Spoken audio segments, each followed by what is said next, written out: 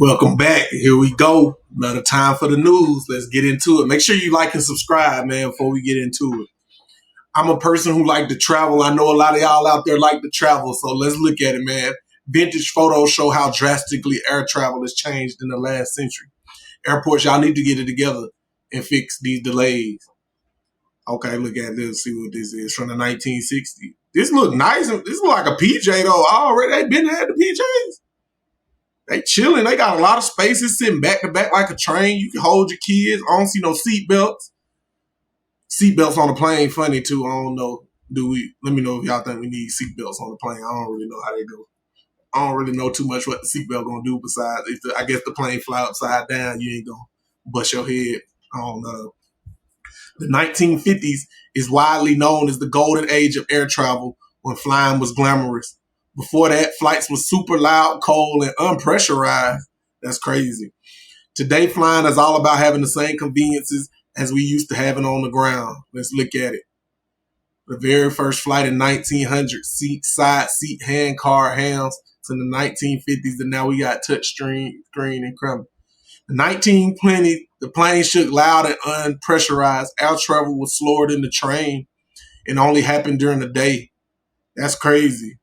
It was slower to fly on the plane than ride the train. That's crazy. It's joining the Smithsonian. It can hold less than 20 passengers and 3,000 feet or less and was slower than traveling by train. Planes was going at 100 miles per hour and had to stop to refuel and only travel in the daytime. I know that was crazy. It was loud and cold. Planes was made of insulated sheet. Man, they was up there probably rattling. That's crazy. The cabin was unpressurized. Nonetheless, people still like getting up in that sky taking that risk. Flight attendants was introduced in the 1930s by plane, and traveling by plane came more comfortable. They got a living room set in this. They was living in 1936. They had living rooms in the plane, man. They got your PJ beat. The 1930s, female flight attendants called themselves stewardess, introduced to make flying feel more comfortable according to the National Space Museum. Their roles were similar to current day flight attendants. However, the first African American flight attendant, Ruth Carroll, didn't make it to 1958, according to the museum.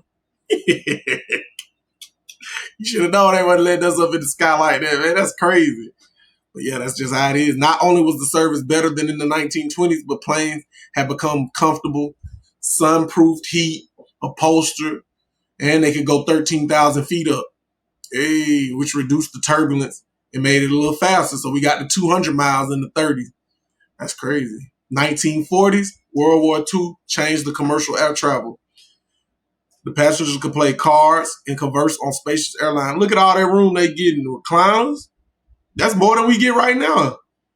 Slapping cars. During World War II, planes developed for the purpose of war rather than commercial flight. A few members of minority groups flew before World War II, but as the economy expanded, minority-owned business declined, and more people of color began to fly. How often faced discrimination in the airports was still segregated, and air travel became mostly white. Once the war ended, U.S. and Europe was left with a lot of new airplanes. They turned to commercial flights. New airports was built closer to main cities. Transatlantic flights between New York and London became daily. 1950s, the passengers. 1950s considered the gold age. Passengers dressed up enjoying prime rib and lobster. I ain't never had none of that on a plane. The food that I got served was just some heat up microwave TV dinners. That's crazy. They had prime ribs and lobster on the plane. They doing it better. Despite being known as the golden age of travel, flying in the 50s was not cheap. A round trip from Chicago to Phoenix will cost the equivalent of $1,000. A one-way flight was $3,000. Oh, back in the day. So they was taxing. That is what it is, though. It was glamorous. You got to dress up, drink wine, eat good meals. Hey, that's how it's supposed to be. You're supposed to keep upgrading and integrating. The plane cabins was mostly integrated, but airports were still segregated to 1963. See how I go. Almost 20 years later after it's been started, 1948. Flying was becoming more common in the 60s and less glamorous. Yeah, they jammed up on there. It looked like a train for real. If you ever rode on a train. If you haven't, let me know in the comments that you ever rode on a train. Get on the train and ride that thing out. Yeah, they started dressed up. I couldn't imagine wearing a suit on a plane. I don't think I ever had a suit on a plane. That's crazy a little bit. You could walk all the way to the gate without a ticket. Dang, they were showing out. Such as the flight attendant with a couple of exceptions. 1960s, they weren't able to work on planes in any capacity until the 1960s. Dang. Dr. Green became the first African-American pilot in 1965. Security screenings didn't become mandatory to the 1970s when the flights meant more passengers. So TSA wasn't out here deboing people all the time. They just started about 50 years ago deboing us. You know TSA, you get to the airport, TSA gonna lay the law down on you, throw your cologne away, your toothpaste away. They just start bullying folks when you get up there with TSA, man. They ruthless. So yeah, security screenings didn't come until then. And they were still relaxed compared to what we got today. The jumbo jet, open skies for millions of travelers who couldn't afford it in 1970. Now available to fly at a reasonable price. Hey, they brought that 747 out. 1980s, you could smoke cigarettes on the plane, meals, and you could check as many bags as you wanted to. So you could fire up the cigarettes in the 80s. That America, we done came a long, long way. Meals was included, and you could check as many. You can bring all them bags and not have to pay $25, $35 a bag. They was lit in the 80s, though, smoking cigarettes. That's different. That's wild times right there. Imagine you sitting there, somebody, and they find sparking up a cigarette next to you. Newports on the plane, patting them down. That's sick. But yeah, the bar was full. You could get litty on the plane. In the 90s, we started coming with the TV, let's see, in-flight entertainment. They banned the smoking.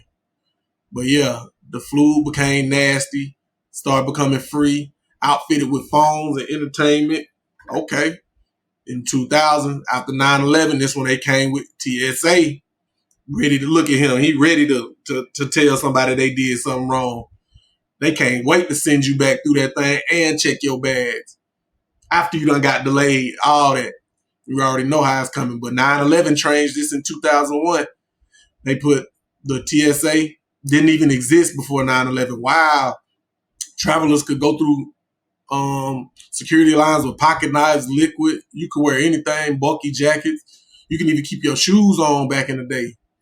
Oh, have mercy. You know, you got to get all that extra clear and TSA pre-check, all that to keep your shoes on. So yeah, they ain't started that after 9/11. In 2010, they started bringing the same thing we had on the ground to the plane. Touchscreen, USB chargers, all that. Air travel being grappling with extra fees. They start subscription-based everything from carry-on to seat assignments, selling seats, selling for, I don't know, you probably always had to buy first class, but the exit row, you got to pay for every kind of seat. It's just a never-ending charge on the airports now, whether you flying any airline, Spirit, Delta, JetBlue, they upcharging everything. Much changed the air travel in the 2020s. During the pandemic, that was the best time to fly. When nobody in the airports, everybody was scared. I was through that thing skating. I get to the airport 15 minutes before my flight and still skirt out on time and make it happen. So yeah, 2020 changed it. People had masks on. They were spacing out in the middle of the seats. I remember all that. They finally cut that out in April 2022. But yeah, back to 2023, summer air travel ramped up, passing the peak pandemic levels. According to Forbes, revenues inch back to record levels. Yeah, because they taxing for these flights and they delaying everything. They ain't got enough staff to keep up with everybody who flying. That's why everything delayed. Let me know in the comments, man. If you done flew, I don't even know if folks still alive from the 30s, but let me know, when was your first flight? Mine was in, I don't know, I was like 12. I went to Denver, Colorado. That was my first time getting on the plane, and I threw up on the plane. It was rumbling, it had my stomach shaking, it had me messed up a little bit. But yeah, let me know your first flight down in the comments. Let me know if you like traveling or you don't travel in the sky. Let me know the favorite place you don't flew to. Let me know down in the comments. We out of here.